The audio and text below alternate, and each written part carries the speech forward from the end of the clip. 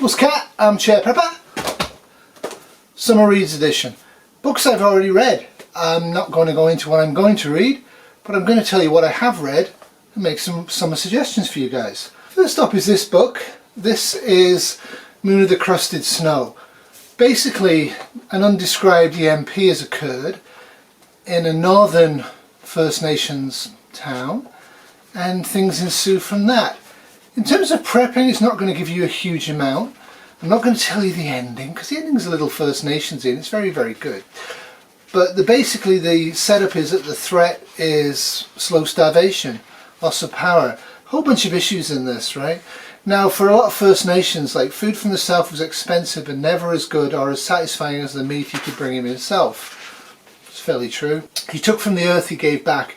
It was the Anishinaabe way, as he understood it. So they're dislocated from their past because of Canadians from Europe, and they have an EMP, so the satellite's gone out, the phone's gone out, blah blah blah. It takes them a while to realise what's going on because they are in the far north. The local council gets together. He's a truck worker for the council. They keep the roads cleared, they organise help for everybody. People show up from their nation, from the south, saying that things are really bad there and describing what's going on. And that's about the prepper part of this book, is that the two students in a small northern town, probably Thunder Bay or similar, not named that, actually experience a slow burn. So normalcy biases are cute. Initial phase, the university keeps feeding the students. Less and less, but they keep trying to feed them, and then the army's around and the army's not around and there's gangs around. And it's all very uncertain, it's all very frightening, and they actually steal snowmobiles and escape back up. Now, because they escape back up, they actually bring in the predatory wolf. The predatory wolf is a stereotype. It's a white male who's a prepper. Not a very good prepper, to be honest with you. But he's up there and they have some issues with him and things happen, and it's an interesting read. It's a literature book. If you're interested in First Nations of Ontario or First Nations issues generally, you'll enjoy reading this book. It's not going to help you prep for an EMP, but it's a good book. Okay, this was recommended to me. This is by Sarah Moss. This is Cold Earth. Burial Pits, Strange Happenings, The Cries of the Dead. An apocalyptic take on Lord of the Flies meets The Secret Society. So this one is, again, not going to help you at all prepping, but it's a nice book. If you like the Arctic, and I do, there are a bunch of archaeologists at Greenland, and something's happened elsewhere. It takes them a while to realise it. There's a few political issues. It's an interesting end to the book. It's quite fascinating in terms of the descriptions of the the Arctic. But you're not going to get anything out of this from a prepping point of view. But it's a nice book, and I enjoyed reading it. I wouldn't pay full price for books like this, but good book. Now we get into the sublime to the ridiculous. So I have read Shikasta by Doris Lessing a few times in my life, off and on, and it reminded me of my time of life when I've read this book. So there's 5 books in this series. All 5 are interconnected, all 5 are standalone. I ordered them all, and I've never actually read all of them, and nor Kitty, and Kitty's really into literature. So basically it's sci-fi, so if you like sci-fi you'll like this, but it's really about the human condition. And the first 80 pages of Shikasta will take you a slog. You'll have to deliberately read them and get into the pacing of the book and what the book's going on about. But this is excellent. If you want to look at slow catastrophes, if you want to look at the interactions of government and people and famines and all the rest of it, this is really good. Now, if you don't like space aliens, and who doesn't like space aliens, you'll find it irritating. But it's a really good book. Thoroughly enjoyed it, and if you enjoyed this, do get the other 4 in the series. You can read them in any particular order. They're very good. The 3rd book is particularly good for, I'm not going to say why, but it's particularly good in terms of dealing psychologically with inevitable death. It's very good. Very good books. Enjoy them. I think you'll get a lot out of this. Once you get used to it, it takes about 80 pages to get into it. This is actually the history of Earth. Shikasta was Rhonda, and Rhonda was controlled by 2 space civilizations, the Canopus and Syria. Syria in the south, Canopus in the north. No, they're not fighting. One of them is much superior to the other, but pretends it's not. And it's all about the inevitability, the karmic effect of inevitability, and about how men, aliens, can go wrong by words and evil and deeds, and the effect on a beautiful planet, Earth, by all of this. And yes, everything goes very, very badly wrong for us, but it's really well done. If you want to put yourself in a position maybe 5 or 6, 10 years from now when things are really bad in terms of the climate, it's not a climate change book, but in terms of starvation and civil unrest across the planet, this is a good book. Interesting take on it, and I'll spoil that part. The interesting take is when things get really bad, all the governments basically put all the men and the women who are adults into uniform. Finally got this. Dated as all get out, down to a Sunless Sea. A Super 747, a 797, actually escapes the sudden apocalypse of nuclear war and blah blah blah, gets saved. That part of the book's really great. I really enjoyed that. What I was told about this was the first 80 pages or so, 90 pages before the plane takes off, are a slog and it's dull and blah blah blah. Yes, the characters are, much like the author in the 80s, quite stereotypical and quite flat.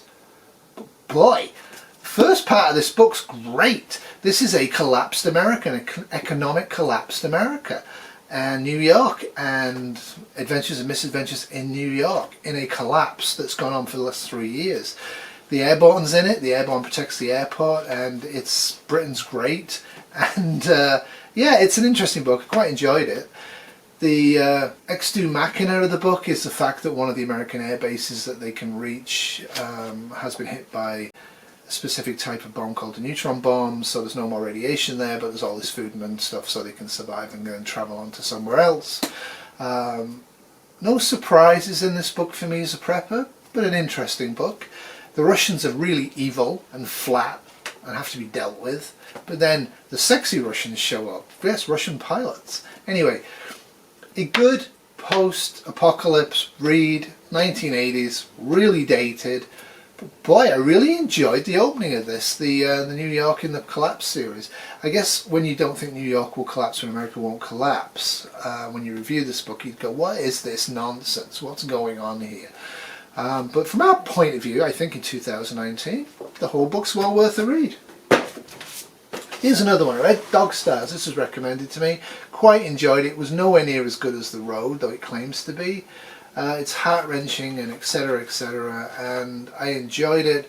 You may not. It's very in brief paragraph sections, so you can read it quite easily. I enjoyed reading it. I probably might read this again in the future, I'm not really sure. I'll read you the back of it. Hick somehow survived the flu pandemic that killed everyone he knows. Now his wife is gone, his friends are dead, and he lives in the hangar of a small abandoned airport with his dog Jasper. Jasper is probably the most developed character in the book, and hardly developed. It's not a character book. When a random transmission beams through the radio of his 1956 Cessna, the voice ignites a hope deep inside him that better life exists outside their tightly controlled perimeter. Risking everything, he flies past the point of no return, follows its static trail. So this is a very American book. They shoot everybody that comes anywhere near them. How American, eh? You know, you might need these people, they might be able to help you. You have all of this space up there in gardening, you can get other people in there, but no, you just kill them all, right? Because everybody's evil. It centers around, part of the action centers around a Coca-Cola truck. It's pretty American, very black and white, but I quite enjoyed it, and it's got a happy ending of sorts. But honestly, this kind of mentality of lone wolf, everybody's a threat, everybody has to die, is really not going to allow people to recover.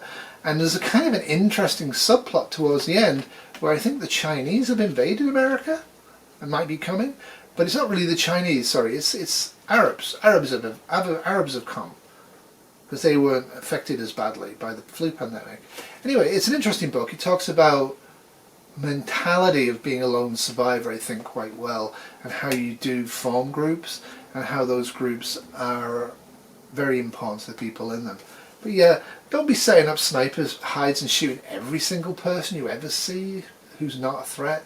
Everybody in this book's a threat. It's very American. Sorry if I offend anybody, but it is. You wouldn't get this sort of a book written in Canada or anywhere else.